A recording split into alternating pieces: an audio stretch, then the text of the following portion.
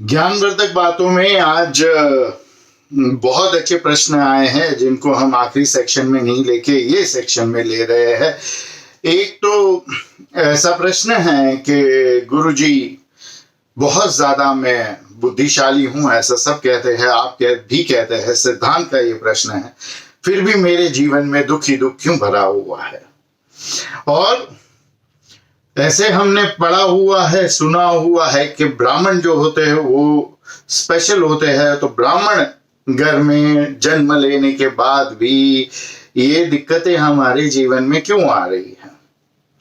तो सबसे पहले तो ब्राह्मणवाद जो है इसके बारे में आपने पढ़ा कहाँ पे?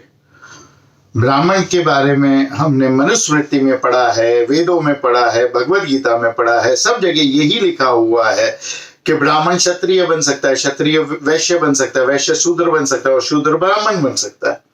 कोई माँ के पेट से ब्राह्मण या शूद्र बन के पैदा नहीं होता है, तो अपने आप को ब्राह्मण समझना छोड़ दो।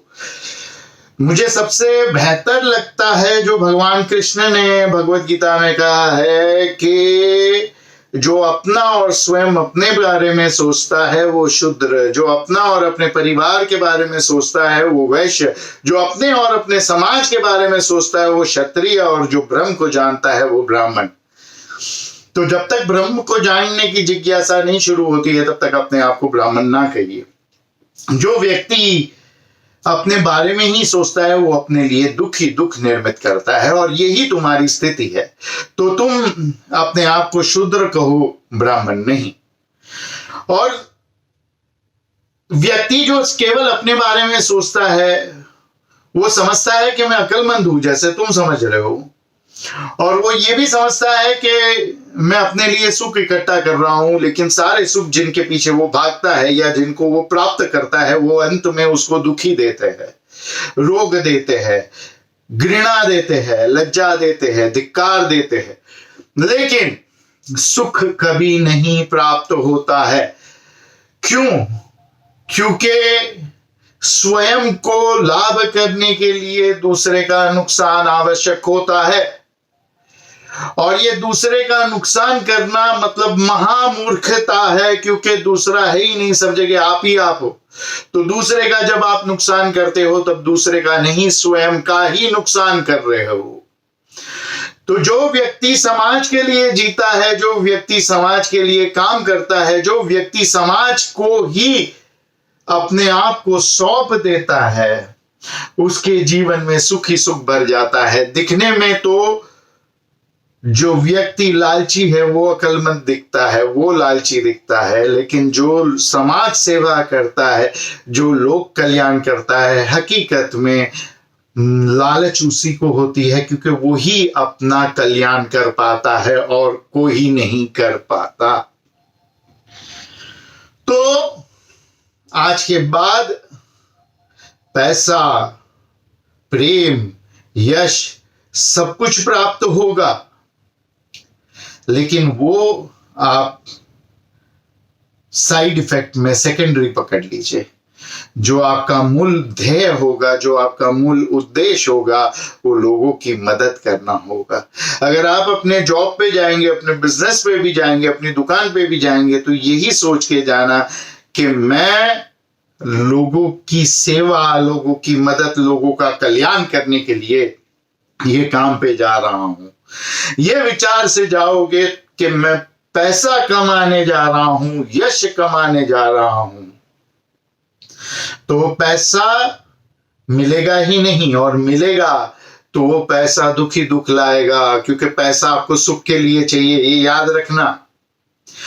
और आपको मेरी बात पे भरोसा नहीं हो तो थोड़े दिन एक्सपेरिमेंट करके देखो। रोज घर से निकलो तभी मन में कह दो या घर वालों को कह दो पैसा कमा के ला रहा हूं, आज पैसा लेकर आ रहा हूं, और फिर देखना क्या होता है। और मन में ये इच्छा करके निकलो, घर में ये कह के निकलो कि लोगों की मदद करने, लोगों की सेवा करने जा रहा हूं, तो फिर देखना कि कितना लाभ होता है। तो मतलबी आदमी भले मतलबी हो लेकिन बेवकूफ होता है, और धार्मिक व्यक्ति, सेवा वृत्ति वाला व्यक्ति, कर्म योगी जो लगता बेवकूफ है जो लगता मूर्ख है कि ये क्या कर रहा है, दूसरों की सेवा के लिए जी मर रहा है, अपना नुकसान कर रहा है, वो आदमी मानसिक रूप से ठीक नहीं दिखाई देगा, लेकिन वही अक्लमंद है, वही मतलब का आदमी है। मतलब ही नहीं है लेकिन मतलब का है, क्योंकि उसको जीवन का मतलब समझ में आ गया है कि दूसरों के सुख में ही हमारा सुख छुपा हुआ है, दूसरों की सेवा में ही हमको मेवा प्राप्त होता है, दूसरों की पैसे पे, दूसरों के नाम पे, यश पे अपनी रोटी सेक लेना, दूसरों के चूल्हे पे कोई और करे और मेरा नाम हो जाए, ऐसी वृत्ति वाले लोग अपने लिए और अपने आसपास के लोगों के लिए केवल दुख ही दुख का निर्माण करते हैं। ये बात जिसको समझ में आ गई, धीरे धीरे उसके जीवन से दुख का नाश होने लगता है, और अगर दुख आए तो भी ये व्यक्ति उसका सही ढंग से सामना करके उसे नष्ट कर सकता है। तो अपने जीवन को आज से परिवर्तित करना शुरू करो।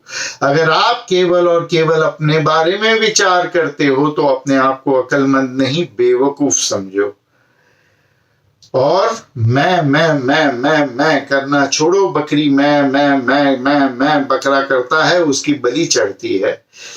माँ करो, गाय माँ करती है और उसकी पूजा होती है। तो आप भी समझो, आप भी संभलो, और जात पात से अपने को ऊंचा या नीचा मत समझो।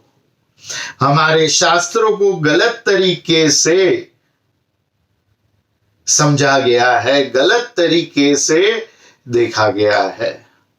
ये गलती आप मत करो जो मध्यकालीन युग में बहुत सारे लोगों ने की है। अपने आप को सारे दुखों से मुक्त करो, अपने आप को स्वर्ग के सुख के द्वार पर ले जाओ, तब सही में सुख प्राप्त होगा, तब सही में मोक्ष प्राप्त होगा, तब सही में जीवन का अर्थ पता चलेगा, तब ही सही में जीवन जीने की कला प्राप्त होगी। तो उम्मीद करता हूं कि सवाल एक व्यक्ति का था लेकिन जवाब सभी के लिए था, और सभी लोग इसका पालन करेंगे, इसका विवरण करेंगे, इस पे मनन करेंगे, चिंतन करेंगे, तभी ये निधिध्यासन बन पाएगा, तभी ये जीवन का सुख आपका बन पाएगा। तो कृपा करके इस पे मनन करें। और भी कोई प्रश्न हो इसके बारे में तो आप हमें पूछ सकते हैं, और इस ज्ञान को सबके लाभ के लिए सबके साथ बांट सकते हैं।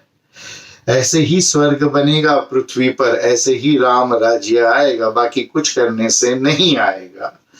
तो करिए अपने लिए और अपने प्रियजनों के लिए, अपने सारे दुनियावासियों के लिए, खाली देश नहीं पूरी दुनियावासियों के लिए स्वर्ग का निर्माण करे।